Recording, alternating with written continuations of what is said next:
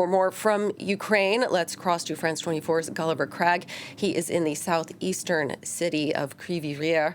Gulliver, you were just in the Kherson region near where these aid workers were killed. What more can you tell us about them and the role of aid workers in Ukraine? Well, what we know about them, it's emerged that they were working for a Swiss NGO, actually, Entraide Protestante Suisse, Swiss Protestant Aid. That's been confirmed by the NGO. And there were 3 other people with them who were also wounded. This happened in the northern part of Kherson region, about an hour and a half's drive south of here, in an area which is off bounds to journalists most of the time because it is very, very frequently shelled from the Russian forces who are situated just on the other side of the very wide Dnipro River. Actually, it's more of mudflats now because after the Kakhovka Dam was blown up last year, the big artificial lake that was there dried up. So that's the terrain. We went to the town of Novovorontsovka, which is in the same district, but not actually to the town of Bereslav itself, where this incident happened. The mayor of Novovorontsovka, actually, as we arrived, was talking on the phone and organising the evacuation of the bodies. He told us that, as far as he understood it, it was a deliberate attack on the car, but the car probably didn't have markings that would indicate that these were aid workers in the car or anything to do with what their nationality was.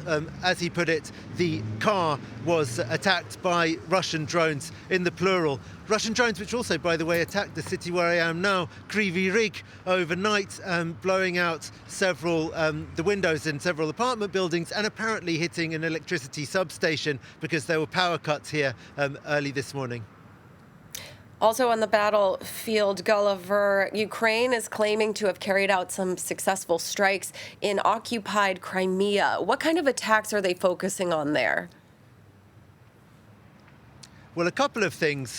There were submarine drones which successfully sank a Russian military vessel. That was yesterday in the western part of Crimea. There are conflicting reports about who exactly was on board the vessel and whether or not the attack has taken out any important Russian naval officers, but it's certainly a continuation of what is really a remarkable series of naval successes for Ukraine. A country that doesn't have a navy has managed to, or any navy really to speak of, has managed to sink quite a large number now already of Russian naval vessels, which has of course allowed the Ukrainians to start commercial shipping in the Black Sea again. Very significant for them. And then today they're also claiming to have struck the Belbek air base, and there are some claims being made by the Ukrainian side that they have killed a general from the Russian Air Force there. Certainly they believe that they have